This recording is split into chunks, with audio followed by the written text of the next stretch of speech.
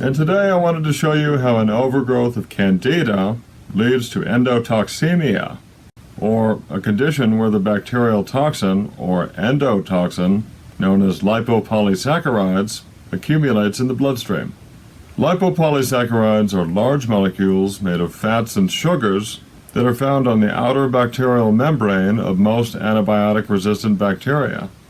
And excessive lipopolysaccharides can sharply decrease the number and activity of dendritic cells, which are ordinarily essential for the proper regulation of both innate and adaptive immunity.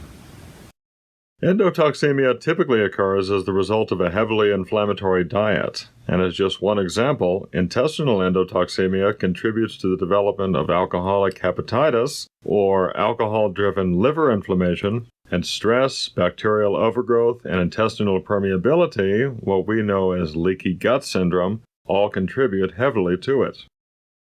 Remember that both fungus and bacteria cohabitate in the intestines, and Candida is the most prevalent fungus in the intestinal tract. It's very well known by now that antibiotic treatment always results in a Candida overgrowth, as Candida specifically enhances the growth of the problematic bacteria Bacteroides fragilis and Bacteroides vulgaris. And while these two are ordinarily restrained by mucus in the gut, once they've leaked out of the gut and into the bloodstream, as they would in a case of leaky gut syndrome, they can attack healthy cells and use them as a food source.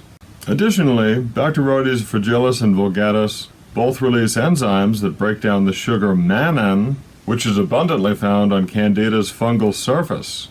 And while this mannan digestion is very likely a defense mechanism against the excessive Candida, it unfortunately further fuels the proliferation of both Bacteroides fragilis and vulgaris.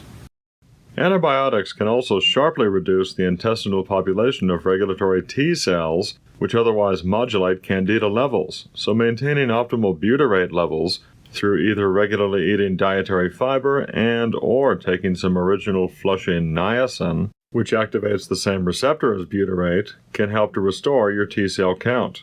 Gut bacteria butyrate production also mitigates Candida overgrowth by stimulating the production of the antimicrobial peptide cathelicidin, which targets Candida and is otherwise activated by regular intake of vitamin D and magnesium. Lastly, some therapeutic enzymes like cellulase, serrapeptase, and even lipase, all taken on an empty stomach, can degrade and eliminate Candida's fungal cell wall, along with the countless toxins expelled during cell death, and even excessive lipopolysaccharides in the blood.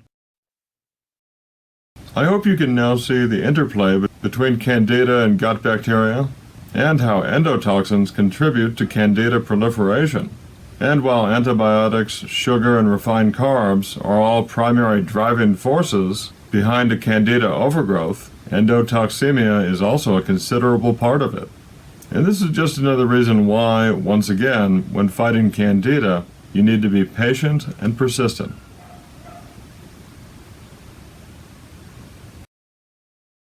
Thanks for watching. I'm Jason Carter, and I'll see you next time on ENZYMENTAL. Stay healthy.